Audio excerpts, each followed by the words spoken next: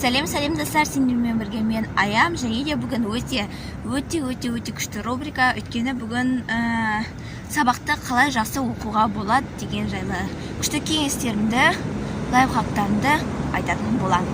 Ал енді дайын отырыңыздар, бастайық. Менің лайфхактарым көбінесе ол аз оқып, бірақ көп білім алуға да сәйкес келеді, және де плюс қосымша көптеген лайфхактар айтатын боламын. Ал енді қазір бірінші лайфхактымыздан бастайық. Ол әр жұмыс істеген сайын 30 минут сайын демалу керек. Айтып кеткендей, ми көп нагрузканы қабылдай алмайды, сондықтан әр 30 минут сайын кем дегенде 5-10 минутқа демалып тұру керек. Мен өзім бұл тактиканы қолданып жүрмін сабақ оқыған кезде, так что сендерде де қолдансаңдар болады. Достар, ол сабақ оқығанда бір жерді белгілеп қойыңдар. Яғни сендер қай жақ сендерге сабақ оқығаны ыңғайлы? Мектеп жақ, мектеп деп қойған. Үйдің кәдімгі бөлмеңізде ме, әлде бір достарыңызбен бірге ме, немесе бір кітапханада оқығанды ұнатасыз ба? Сол ұнайтын жеріңізде күнделікті сабақ оқысаңыздар болады. Немесе ішіңіз піскетсе бір жерде оқуды, онда орын ауыстыруға кеңес беремін. Енді келесі мен қолданатын кеңесім, ол өзім қолданамын, айтып кеткенімдей. Ол егер де есте сақтағыларыңыз келсе, біреуге мазмұнын айтып беріңдер, немесе біреуге соның барлығын айтып беріңдер. Себебі мен де өзім көбінесе қолданамын, балалар көбінесе менен айтып берші деп сұрайды, мазмұндағысы келмеген или оқымаған адамдар. Сол кезде мен оларға мазмұндап немесе жаттауымды айтып беремін.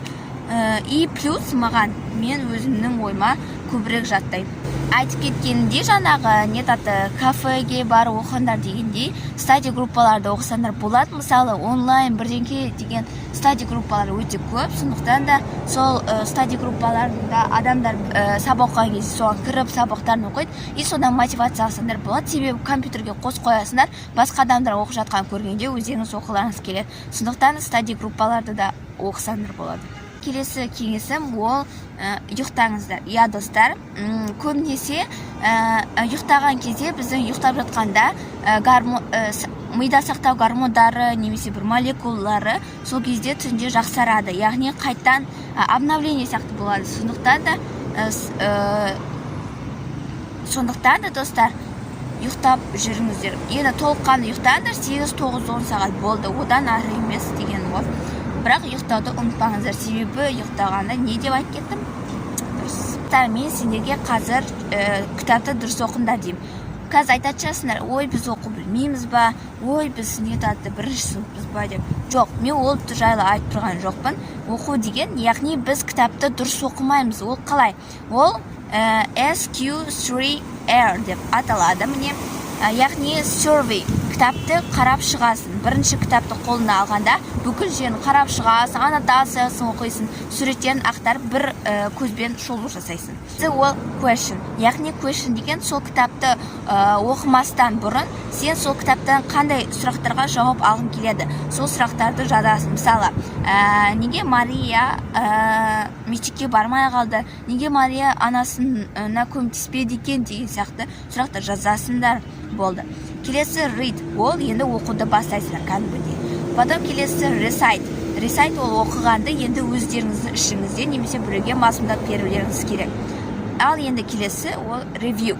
Review ол енді сол жаңағы жазған сұрақтарыңа жауап берулерің керек. Енді барлығы және де өткен жылдан бері айтып келе жатқан, осы жылдан бері айтып келе жатқан бір кеңесім, ол үй жұмысын бірден орындау керек.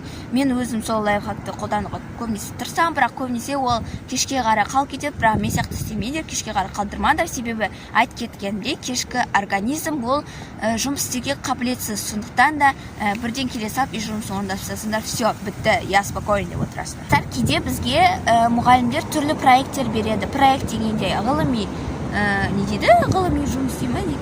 Ұмытып қаптым, короче. Сондай жұмыстарды сендер проекттерді бөліп істесеңдер болады. Кейбір адамдар сол проекттің қалған тапсыратын күнінде сол күн ерте тұрып істеп тастайды, бірақ мен олай істемеулеріңе кеңес беремін, себебі өзіме де сондай күндер туған.